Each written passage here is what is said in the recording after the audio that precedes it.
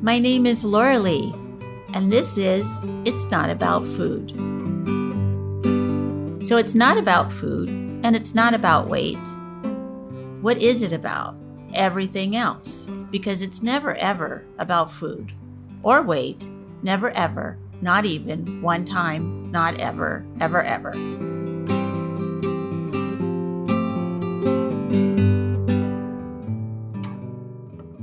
Thank you for coming to this show, which is going to be on reparenting and going along the Body Love Cards program right now. We're going to be talking about reparenting, and at the front of the card is the image with a little person with her, a little tiny image of her, and the dear dog image has a little tiny dear dog image. And it's under sort of a bridge, if you will, or a top garden kind of a bridge.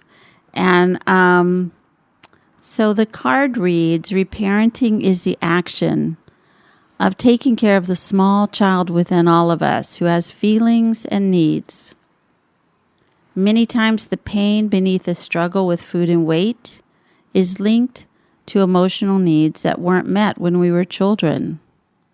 This is understandable since it's impossible for a parent to meet every emotional need a child experiences. However, as an adult, we can learn to meet our own needs and be our own parent. We do this by being compassionate, loving, attentive, and responsible to ourselves. So for me, with my own recovery, I did not realize that there was this part of me that didn't know how to feel, was really scared all the time. And what I had learned to do when I was younger was when I got scared or had big feelings, was to smash that down so I didn't feel it and I didn't go through it.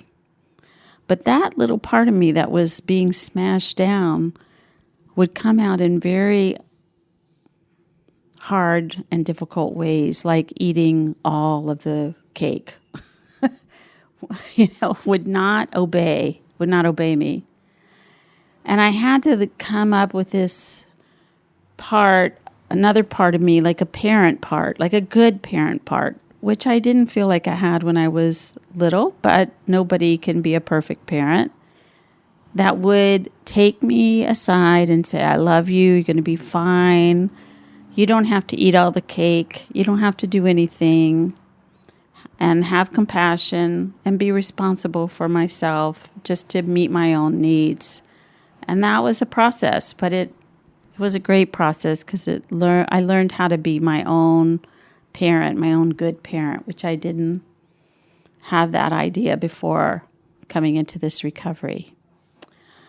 So today we have a really wonderful friend of Beyond Hunger and a good peer of mine that I just really love and love her work.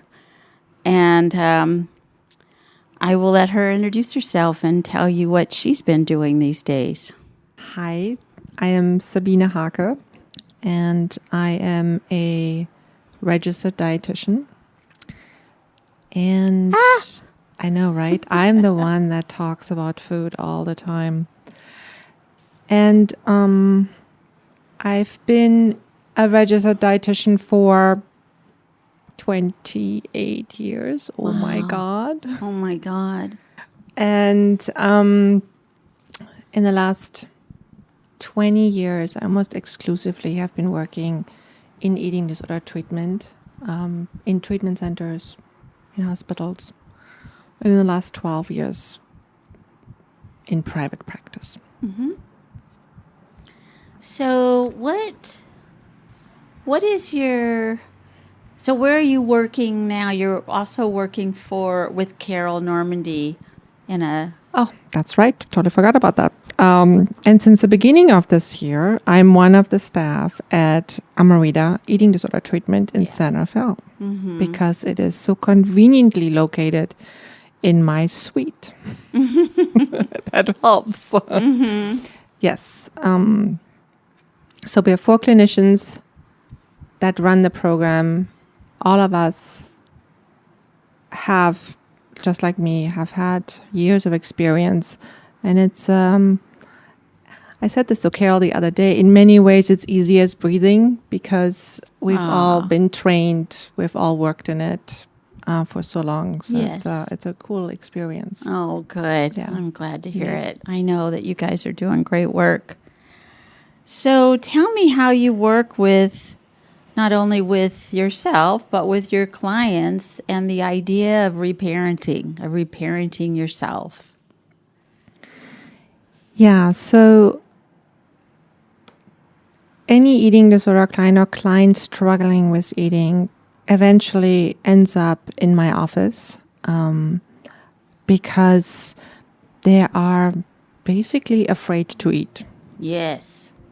You know, they might eat a handful of foods, but in general, they're really afraid to eat. And they have lost their natural relationship to food, to eating, to their body for a multitude of reasons. But of course, those ones that have an eating disorder, the eating disorder has completely interfered with an activity that they were very capable of doing. Mm-hmm. So, you know, we are born, we eat to survive. Yes. We eat to meet our energy needs. We eat to meet our nutritional needs. But when we're babies, we eat to survive. And it's a big deal, you know, if a baby doesn't eat, you know. Yes, it is a big deal. All hell breaks loose. No thriving. No thriving. You don't grow. You don't move. You know, there's all the stuff that is associated with eating, and survival is obviously the driving force here. And it's much of your life is very much around eating. You know, you eat, you sleep, you poop, and everybody eats and sleeps and poops. and if you don't, you cry or something like that. So it's something that you grow up with from the very beginning, and that guarantees your life. And when you get out of that early stage of infancy, you have signals that tell you that you're hungry. You have signals that you are full. And even though you cannot talk and you still just eat and sleep and cry and poop, you still will stop eating when you're full. That's right. And you will cry when you're hungry. You know, that's right. It's really amazing, actually. And you'll eat only what you want. I mean, I have had a child. I have 2 grandchildren. If they don't want to eat it, they don't eat it. They will not eat it. Mouth is you closed. Will eat it. Well, they might eat another bite if you do a really cool dance in front of them. Right. But other than that, airplane. They just they have that connection with their body that we call intuitive. It's built in, and with very, very few exceptions, everybody has that. Yeah. And then, of course, you also learn how to eat with your family or with the group that raises you, because beyond that intuitive relationship there with your body, there's also a social relationship of eating, and that comes from your family, of course. And you might eat 3 or 4 meals. I don't know, it depends. You might eat with chopsticks. You might eat with fork and knife. Yeah, you might have every meal warm. Or cooked. Anyway, there are so many different cultural aspects or innate aspects that are related to a family that you learn from a family. Right. And all of that is good. Right. And then you go to school, or I should say you go to preschool maybe, but then you go to school. And I use that institution. Well, I use that as a benchmark of life opens way up, you know, socialization that has happened already before, or it has already started, now really is going in overdrive, because now you will do this on a regular basis with your peers. Yeah. And you will do this for many years to come. And it's time structured. It's time structured. You might have to travel. You might like the people you're going to school with. You might not. Right. You might miss mom and dad. You might not. You know, it just there are all these things, and it's not all terrible, but it's definitely a change. Yeah. And some of these intuitive ways of eating or these family ways of eating cannot be upheld because now you have to have lunch, I don't know, at 12 o'clock with everybody else. That's right. Yeah. And the table is no longer 3 people big, but now it's yeah.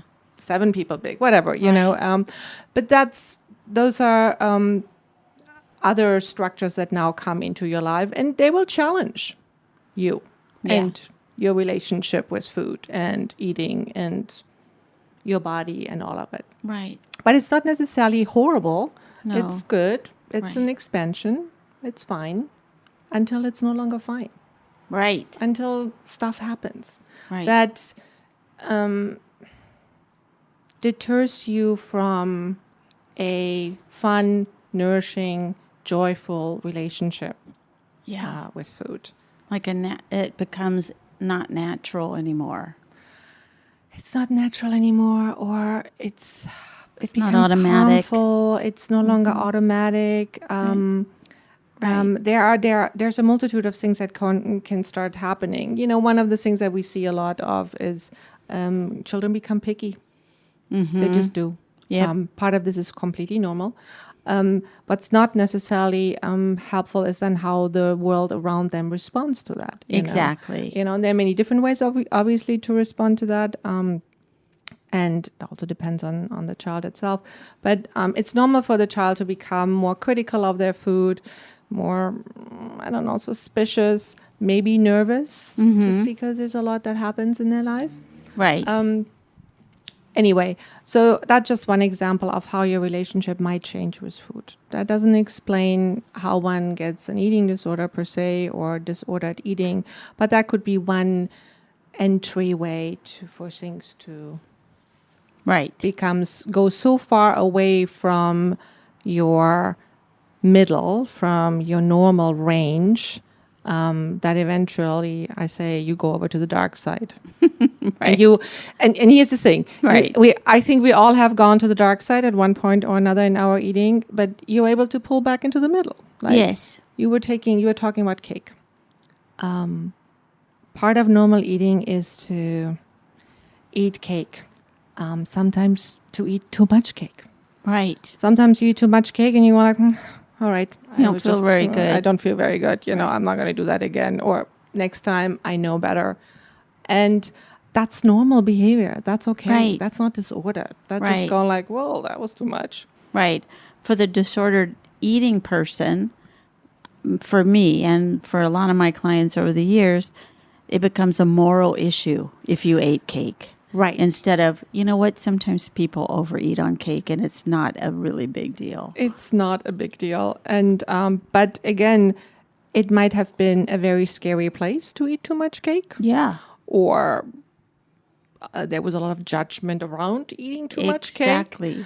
Or it was also a very sad time of your life. Or it became something that it was not intended to be. And this is, I think, the key thing, where that's right. Food all of a sudden starts taking on jobs it was not meant to perform, right. You know, like it's supposed to nourish you. It's supposed to be social.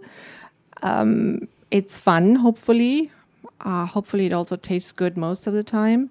Though I don't think you should always have your favorite food all the time. I don't think that helps. But food cannot be your best friend. Yeah, can't be your boyfriend. It's not your mom. It's not your mom. It's not your boyfriend. It cannot be the sun and the moon and the star. You know, it can be a fantastic meal, but it cannot be the highlight of your day in and day out. Right. You know, right. It can't be everything to you. It just can't. Those are jobs that food was not meant to do. Right. And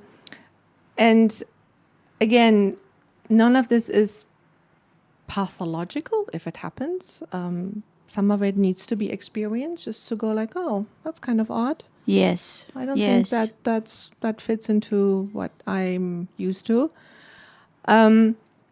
But when you cannot do that for yourself, where you go like, wow, that was scary, or that was odd, or I don't want to do that again. Mm-hmm. When you cannot pull it back into the range, or what was that all about?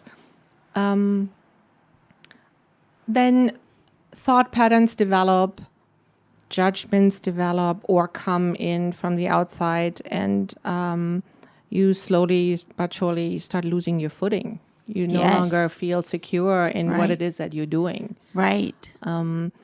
If you throw in a diet or two, with some real restriction patterns in Yes. them, where somebody else comes in and goes like, okay, you need to eat this way because this way is going to be the right way, and you're going to have, Yes. I don't know, all the energy, or you're going to lose weight and you're You're going to gonna feel be- better.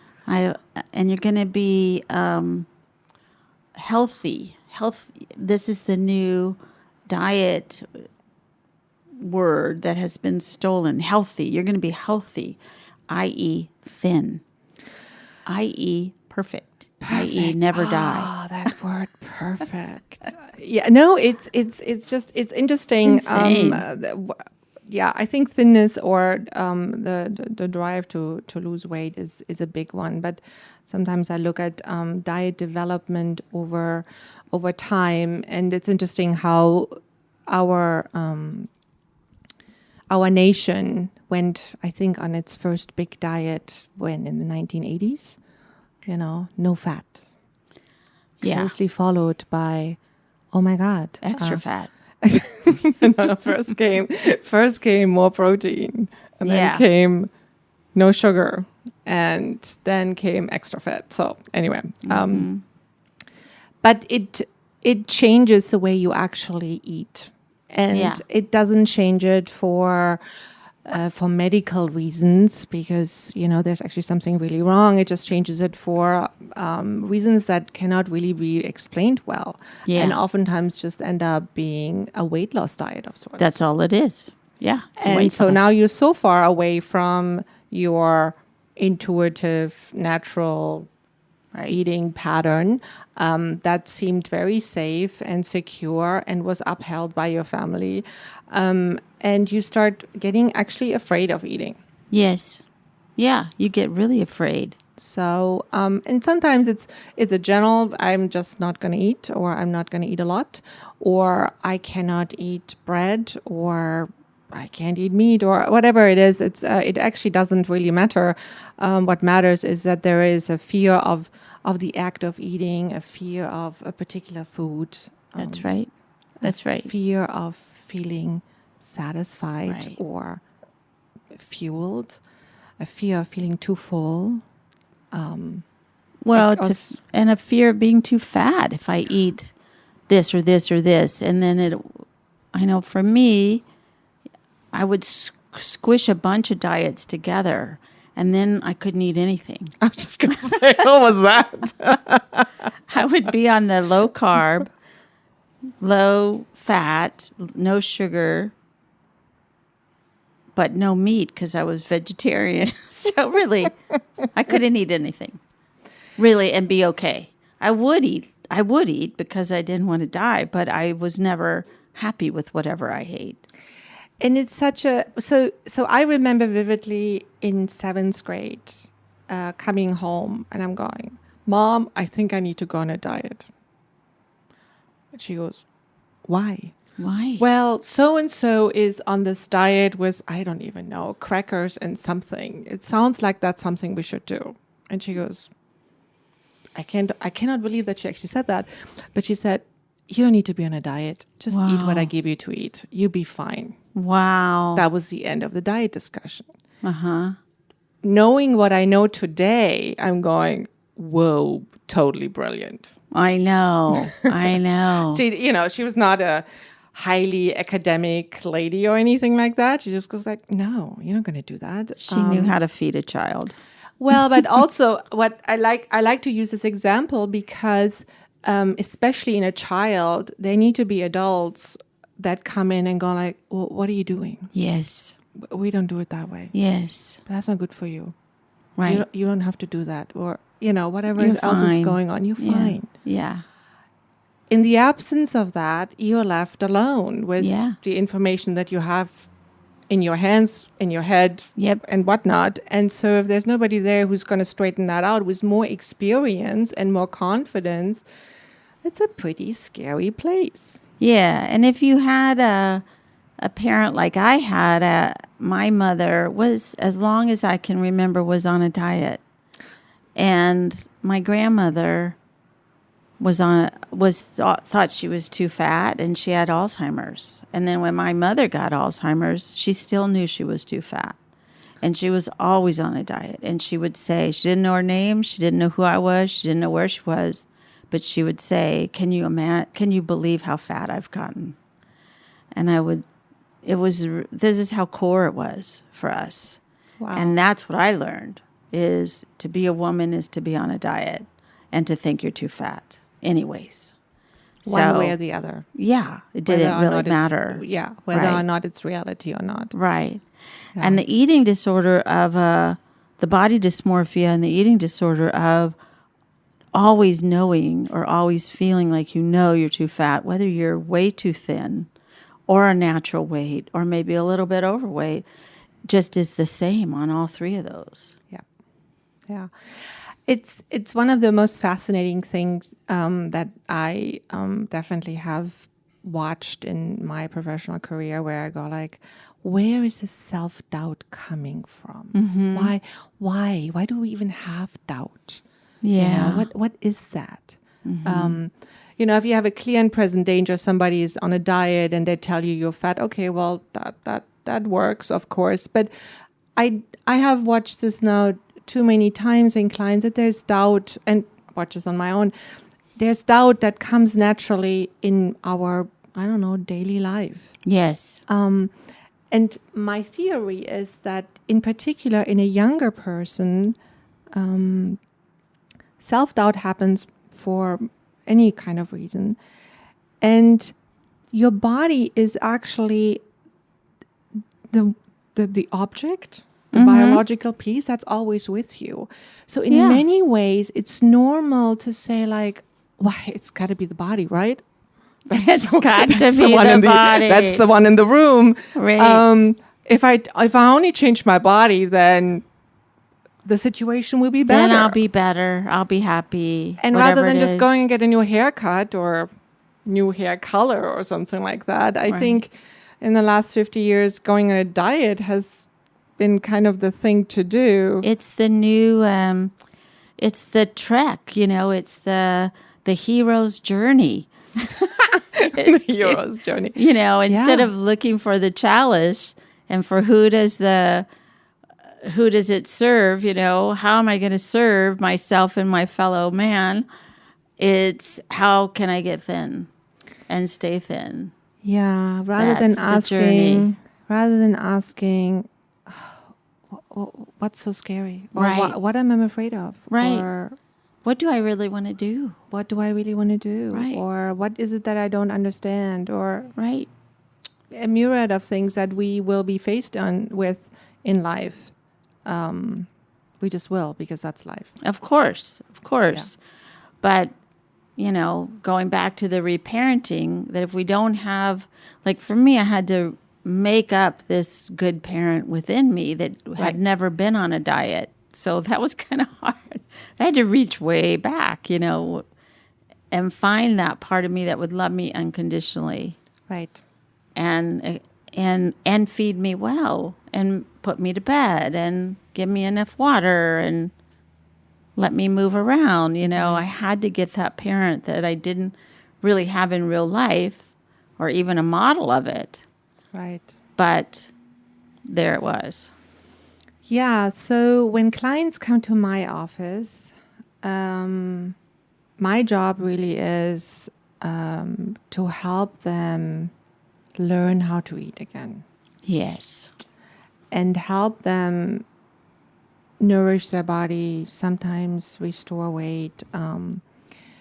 But actually just really rebuild that relationship that has been either lost or buried or seriously messed with, or so much interference from disordered thoughts that it's deeply... Yes, it's gone. Buried. So, and we start with really, I start with really basic things like, yeah, I want you to eat, and I want you to eat on a regular basis. And of course, I'm scientifically trained, so I will always go like, and the study shows, and here is the study, and this is why we're doing this, Exactly. And very much come from a scientific point of view, where I go like, first of all, there are needs, there are physical needs, there are energy needs, there are Yep. nutrition needs. This is all very science-based. This That's is why right. you do it. Science shows that we need food to live. Yes, this is the. They always go like, so, one of my questions is like, so what do you think you're eating?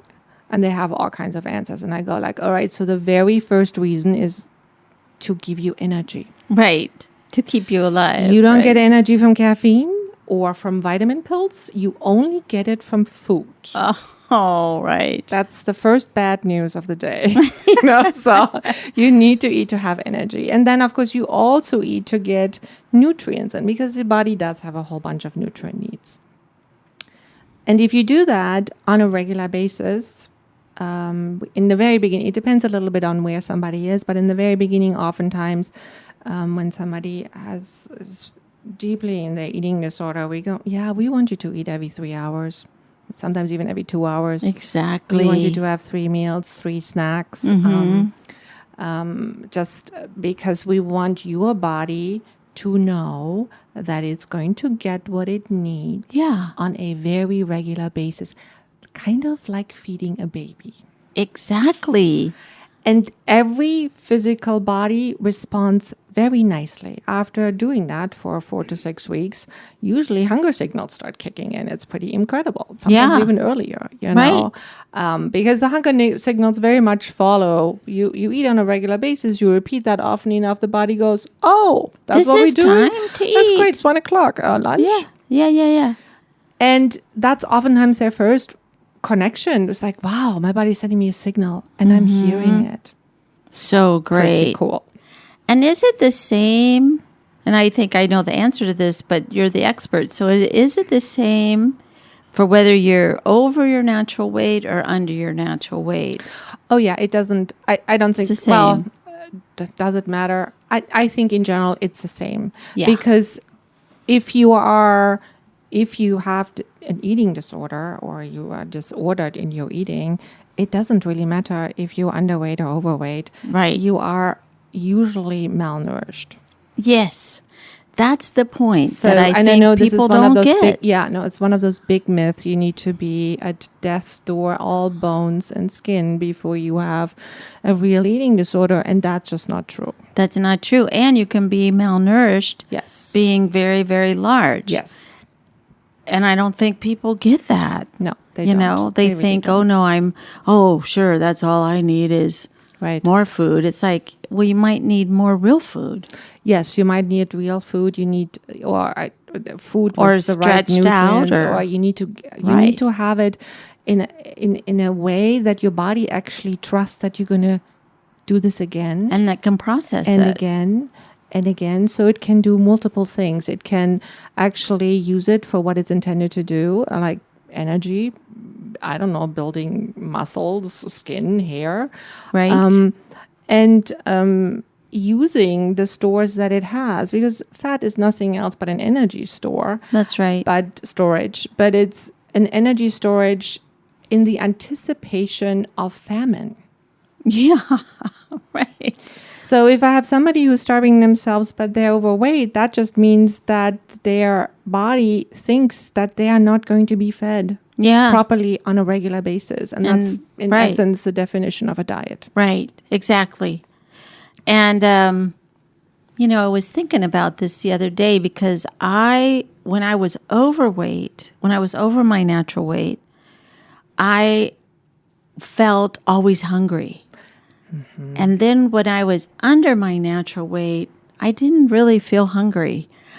And so when I was trying to refeed on both of those ends, I would feel like I was eating too much when I was under my natural weight and not eating enough when I was over my natural weight to try to get back to some sort of normalcy. And it was it very much screwed with my mind.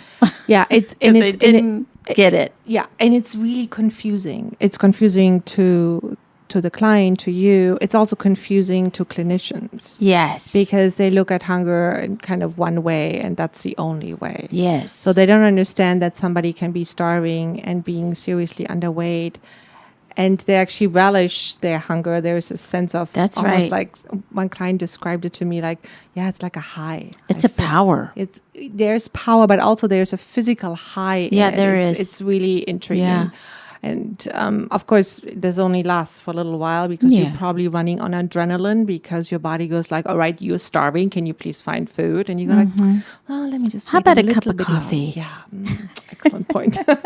And so this works as long as you make adrenaline and you think you don't need anything. Yeah.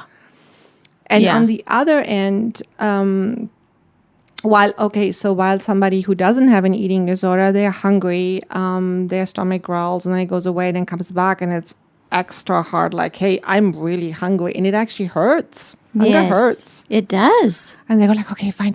Priority. Okay, where's the food? What I'm going to do? Where I'm going to get it?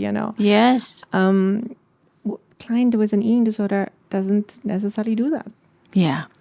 And when we on the other side of the spectrum, hunger now is actually hormonally regulated, and we think it has something to do with the additional storage of energy, and there is this need to continuously replenish that. And so therefore there are more signals there than actually need to be there. So yes. the body that is what, like I was describing earlier, a body that thinks that famine is imminent will keep sending signals like, hey, squirrel, find more acorns, we need to store, the winter is coming. Winter is coming. And it doesn't matter how many acorns you already have stored. It's hormonally it thinks that it needs to store even more. That's so good. And on both sides, they need to actually create a new relationship. Well, actually learn to live with hunger the way it's intended to. That's right. To be. Right. So we get full, we get hungry, we right. get sleepy, we get exactly thirsty, whatever. Right. And we start both actually on you eating on a regular basis. Yeah. And I need you to experience hunger and then answer hunger. And I need you to do it in actually an organized fashion for a while until this becomes predictable for your body as well as for you. And rather than changing a whole bunch of things at once, you kind of go like, here, this is your meal plan. This is what you eat. This is where your mothering or fathering starts coming in. Oh, yeah. Eat this because it's good for you, and then see what happens. Yes. I love that. You've brought it back to that. Like, if the mom doesn't feed the baby doesn't get up out of the crib at 4 days old and goes looking for food. Correct. Just dies. Oh, yes. Oh, so we have to be that mom for ourselves or that dad and come in with a bottle and come in with food and come in with nourishment. And you have to basically also talk to yourself. You feed yourself, but you also have to talk to yourself because yourself will be scared. Yeah. It doesn't matter if you're underweight or overweight. They're always scared. They're scared to do it.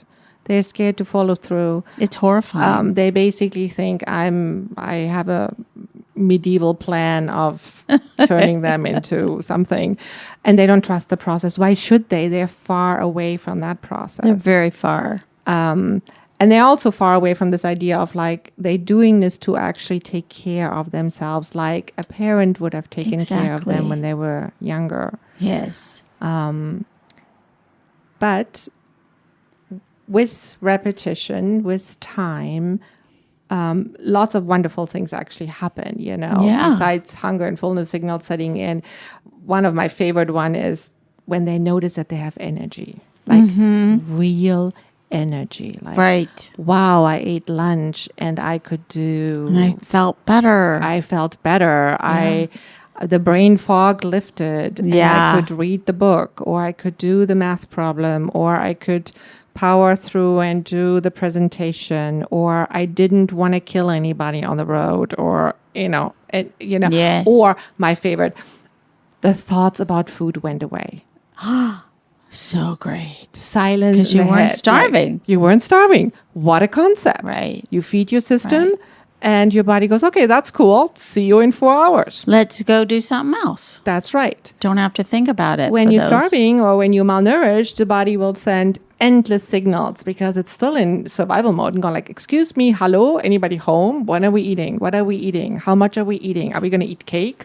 Win. Yeah, win. And Right. so you feed yourself on a regular basis and this will just go away. It's so true. So and great. when the client sees that or experience that, that's a cool moment. Yeah.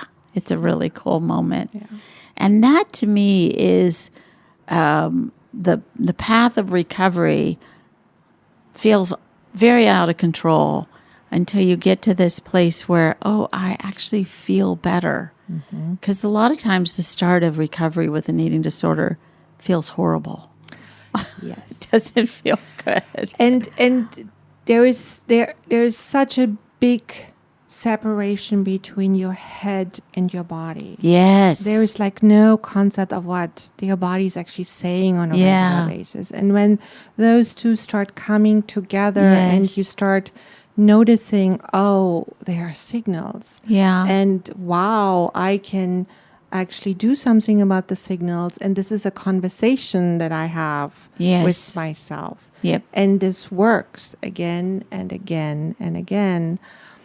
Then you are on a good path of like reestablishing those patterns that you actually had to begin with. Yeah. And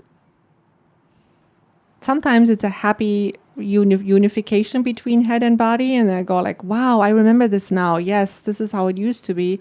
Sometimes it's not. It doesn't matter though, because that relationship is still so much better than what it was before. It's right. And I think That's that right. will make a big difference. And it may take a while, but it's, it's okay. I feel like there was a part of me that needed to forget everything I had been taught about food and weight and go with this part of me that I did not trust. I didn't know to trust it, And again, this reparenting part that I had to dig up from way deep inside of, you can do this.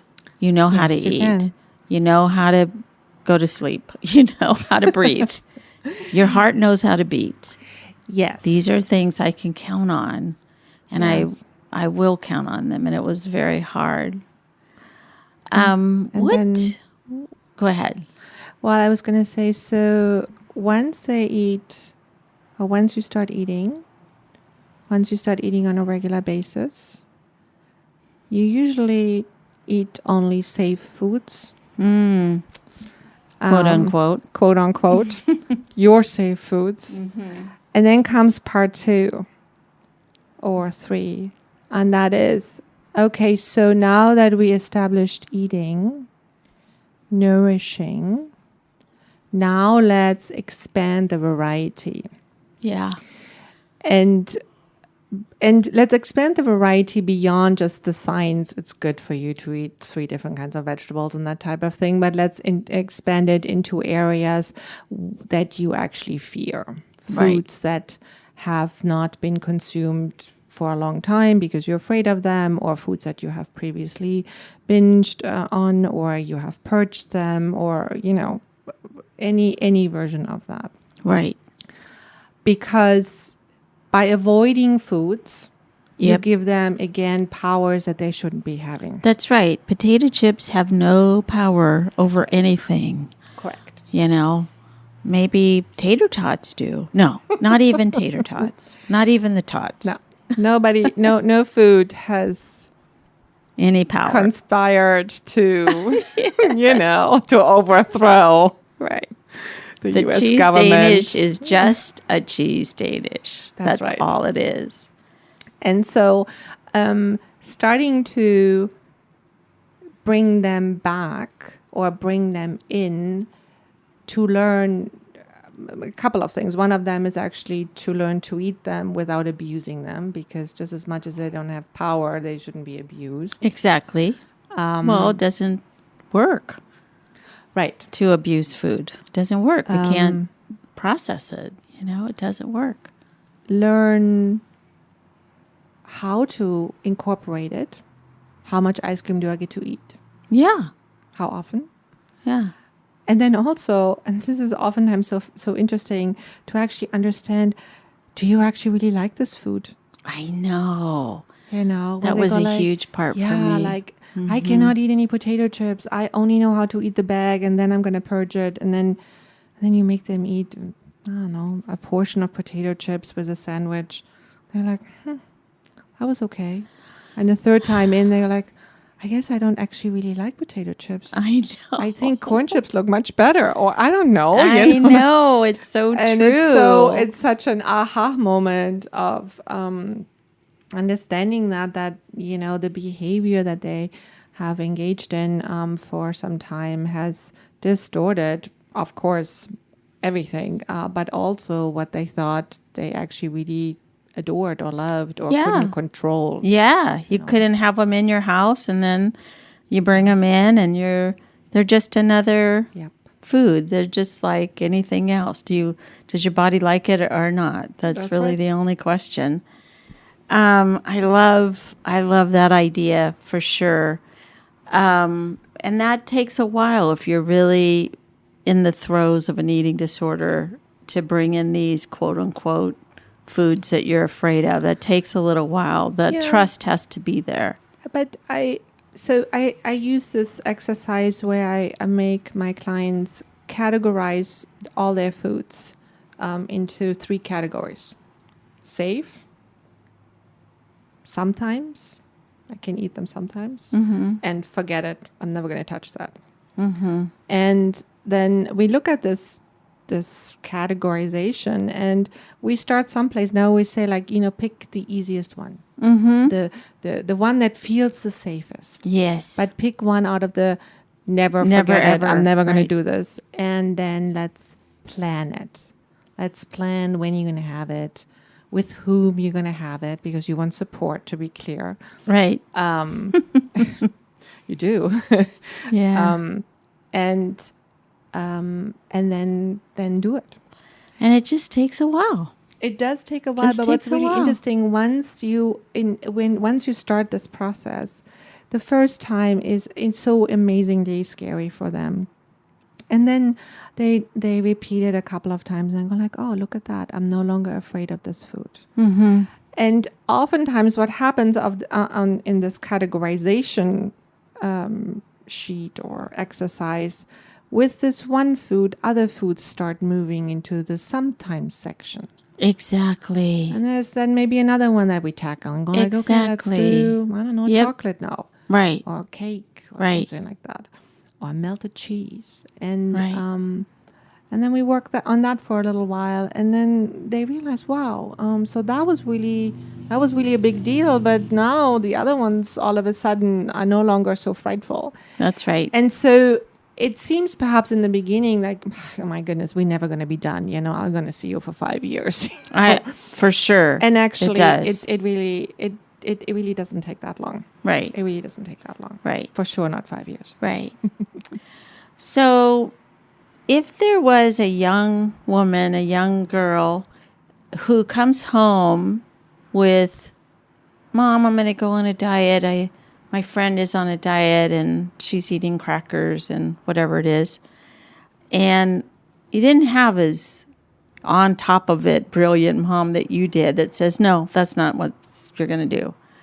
What would you say to her? What would you say to her about, how to get herself out of that, or the support that you could give to her if she didn't have that? She didn't have you. She didn't have this mom. What would you tell her to do? Yeah, the client or the young person, girl, the young girl, not the mom. So I would recommend to them to go and talk to a professional. Yeah. because you want to talk to a professional, somebody like myself, a registered dietitian that knows food really well, Yeah. knows what's actually good for your body, Yeah. and you can ask him or her all the question you possibly have about Yes. eating and food and what's good for you and what's not good for you. Mm-hmm. And I would probably take mom with me. Mm-hmm. Good. And do it together. I mean, depending on their age, it's really a family affair. Yeah. Family is the nucleus that in which you eat, and if education needs to happen to a quote unquote child or young teen, really should happen within the family. Absolutely. In other words, talk to the entire family. Absolutely. And if there's something that actually really needs to change in her or his eating, then that's something that the entire family does together. Yeah. You know, let's just say, well, they're not eating enough vegetables. Well, then the whole family should be eating more vegetables. That's right. Or Where we figure need out to how put to get more. there. You Right. know? Or Right. if, they don't know how to eat desserts, then the whole family needs to learn how to do that, actually, because that really solidifies them and supports them and keeps them safe. Yes. Because they're really young and they really don't know how Right. to do it. And I think if I was that young girl that had a mom and a sister and a brother who were always on a diet, that's just the way it was. I was the youngest one, and everybody was on a diet that I knew. I feel like I would have liked to have known that there's a different way. And I did not know that then. Right. I just thought there was just this way. Yeah. Just be crazy. Well, that, your world is your world, the world that you grew up in. And if that's Right. what you see, Right. and you don't see anything else, then how can you know?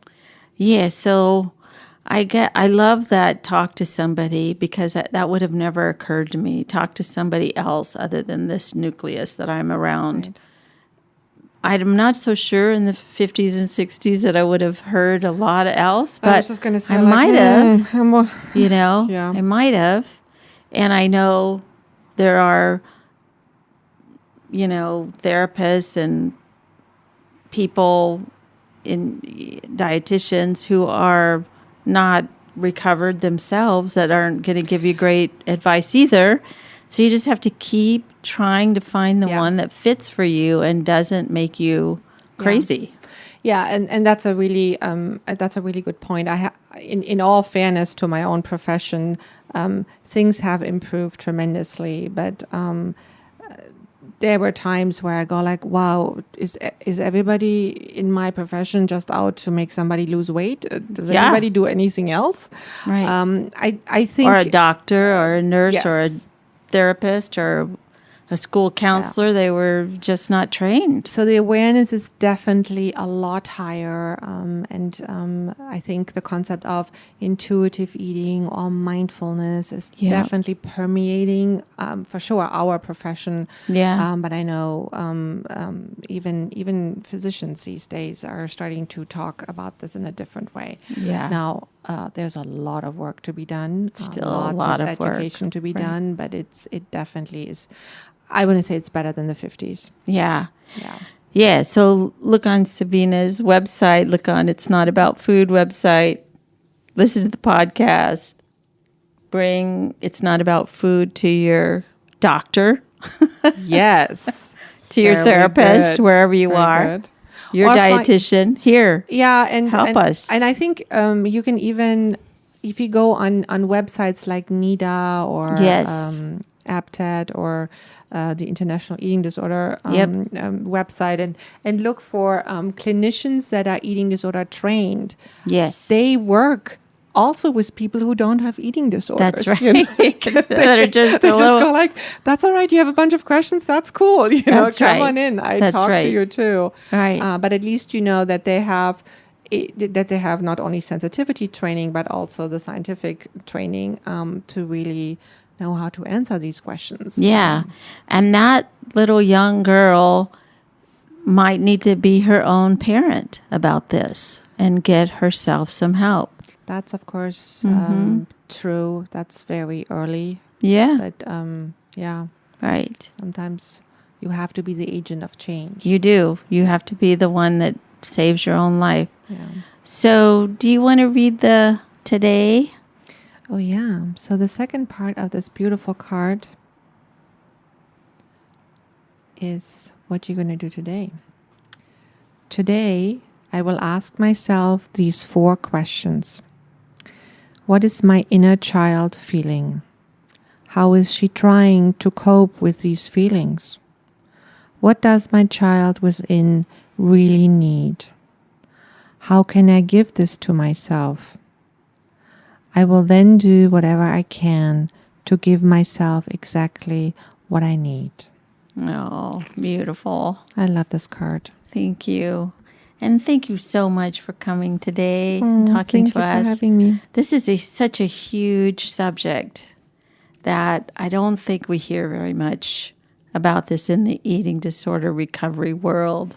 Just sort of like the facts, ma'am, you know,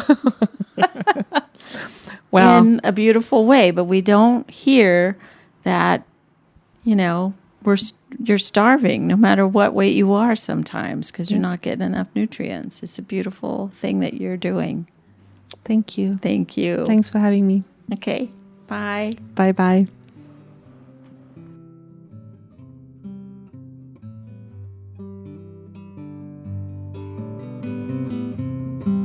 Thank you for listening. And be sure and follow me on Patreon, Instagram, Twitter, Facebook, and itsnotaboutfood.com. Thanks.